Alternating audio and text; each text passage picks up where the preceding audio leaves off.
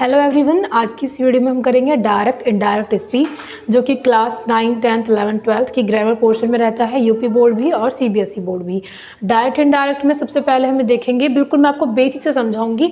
आपको इस वीडियो को देखने के बाद बिल्कुल ये टॉपिक क्लियर हो जाएगा कि हम कैसे चेंज करते हैं, डायरेक्ट इनडायरेक्ट में किस चीज़ का चेंज कैसे लिखते हैं और क्यों लिखते हैं। तो सबसे पहले एक तरीके से आपकी इंट्रोडक्शन वीडियो रहेगी डायरेक्ट इनडायरेक्ट को लेकर। इस वीडियो में आपको मैं सारे वो चेंजेस करा दूंगी जो होते हैं इसमें, ठीक है। और इसकी जो नेक्स्ट वीडियो होगी उसमें आपकी इसकी एक्सरसाइज प्रैक्टिस करेंगे, इसलिए पहले ध्यान से इस वीडियो को देखिए आप कि किस चीज़ का चेंज क्या करना है और किसको कैसे लिखना है। सबसे पहले मैं आपको एक सेंटेंसेस को ओवरव्यू दे देती हूँ। He said my mother cooks well, ठीक है। इनमें दो स्पीच या क्लोज आप बोल सकते हैं, रिपोर्टिंग और रिपोर्टेड। तो ये जो हमारा फर्स्ट होता है, इन्वर्टेड कोमा के अंदर का पार्ट हमारा बोला जाता है रिपोर्टेड, और ये होता है हमारा रिपोर्टिंग, ठीक है। ये वाला पोर्शन हमारा बोला जाता है रिपोर्टिंग, और ये वाला बोला जाता है आपका रिपोर्टेड। रिपोर्टेड स्पीच या रिपोर्टेड क्लोज, रिपोर्टेड स्पीच या फिर रिपोर्टेड क्लोज, ठीक है। रिपोर्टिंग स्पीच में आपके चेंजेस बस तो एक ही चीज़ में होता है, वो होता है यहाँ पर जब आपको यहाँ पे सैड या सैड टू, टेल्स, टेल आ जाते हैं। अभी मैं उन्हीं के चेंजेस आपको लिखवाने वाली हूँ कि किसका चेंज क्या लिखना है। बाकी इनमें सब्जेक्ट का भी चेंज होता है। आपको हर एक वर्ड को बहुत ध्यान से देखते हुए चलना, हर एक वर्ड का चेंज होता है इसमें, ठीक है। तो पहले इनके चेंजेस की एक बार आप अपनी कॉपी पेन लेकर के बैठिए और इनको उतार लीजिए, अपनी कॉपी पर नोट कर लीजिए मैं किस चेंज का चेंज क्या लिखवा रही हूँ और कैसे करना है, ताकि आपको एक्सरसाइज करती बार कोई पहले देखेंगे चेंज किसका। सिंपल सेंटेंस जो हमारा डायरेक्ट इनडायरेक्ट में बिल्कुल सिंपल सेंटेंस आता है, ना इंटेरोगेटिव होता है वो, ना कोई इंपेरेटिव होता है। तो उसमें आप क्या करते हैं, रिपोर्टिंग स्पीच में सैड की जगह सैड रखते हैं, सैड टू की जगह टोल्ड, सेज की जगह सेज रखेंगे आप, और सेज टू की जगह टेल्स करेंगे। इन्वर्टेड कोमा के लिए आप क्या लगाएंगे, दैट का यूज़ करेंगे। जहाँ कहीं पर भी आपका इन्वर्टेड कोमा आएगा वहाँ पर आप इन्वर्टेड कोमा को हटा देंगे और दैट का यूज़ करेंगे। उसके बाद अब हम देख लेते हैं, इन्वर्टेड कोमा के बाद जब हमारा रिपोर्टेड स्पीच स्टार्ट होता है तो वो आपका स्टार्ट होता है सब्जेक्ट से। जैसे Mohan said to me inverted comma you are a good boy, तो यू से स्टार्टिंग हुई है। तो इनको हम स्टेप बाय स्टेप देखते हैं कैसे बदलते हैं। अब देखते हैं पहले नॉर्मल में, एक आपको शॉर्ट ट्रिक से मैं याद कराती हूँ।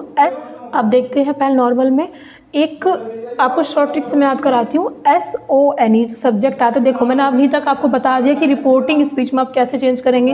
यहाँ पर सेड आएगा तो सेड का चेंज आप सेड लिखेंगे, सेड टू आएगा उसका चेंज आप टोल्ड करेंगे, सेज आएगा तो आप उसका चेंज सेज ही रहने देंगे, और सेज टू आएगा तो उसका चेंज आप टेल्स करेंगे।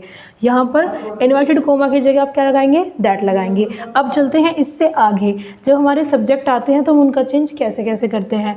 अगर आपके यहाँ पर सब्जेक्ट में यू आता है तो आप उसका चेंज किसके अकॉर्डिंग करते हैं, ऑब्जेक्ट के अकॉर्डिंग। मतलब ये जो आपका रिपोर्टिंग स्पीच है इसमें ये तो हो गया आपका सब्जेक्ट, और सैड के बाद जो भी आएगा वो आपका होता है ऑब्जेक्ट। अब किसी किसी आपके सेंटेंस में दिया नहीं रहता है वो, तो उसे हम यूँ ही मान लेते हैं, ठीक है। उसके बाद आपकी ये जो हेल्पिंग वर्ब होती है उनका भी चेंजेस मैं एक देख कराऊंगी। पहला आप ये देख लीजिए, अगर यहाँ पे यू आता तो उसका चेंज ऑब्जेक्ट के अकॉर्डिंग होता, और ऑब्जेक्ट के अकॉर्डिंग यू का चेंज यू ही रह जाता अगर हमें कुछ ना दिया हो।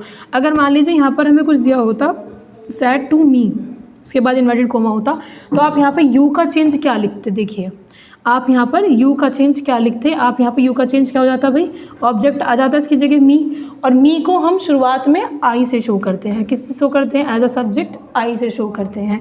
अगर आपका यहाँ पर आ जाता यू ना आकर के सेंटेंस में, आपका यहाँ पर said to said he is a good boy, मान लीजिए यहाँ पर ही आता तो ही क्या है, नो, एन आ रहा है इसके सामने, इसका मतलब क्या होता है, नो चेंज, ठीक है। ओ से मतलब है ऑब्जेक्ट और एस से मतलब है सब्जेक्ट। तो नो चेंज मतलब ही, शी, इट, दे आने पर हम उसे किसी से भी चेंज नहीं करते हैं, ही का ही रह जाएगा।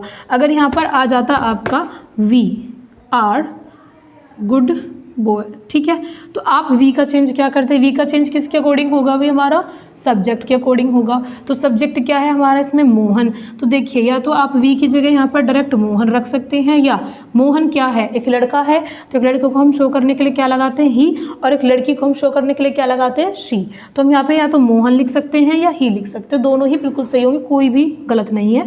इसके आगे अब देखते हैं, वही हमने यहाँ तक समझ लिया कि रिपोर्टिंग में इनका चेंज कैसे होता है, इन्वर्टेड कोमा का चेंज कैसे होता है। अब हमने देख लिया, इसको नोट कर लीजिएगा कि सब्जेक्ट का चेंज कैसे होता है। अब हम देखते हैं आगे की, अगर हमारी हेल्पिंग वर्ब बदल बदल के आती है तो उनका भी चेंज हम कैसे करेंगे।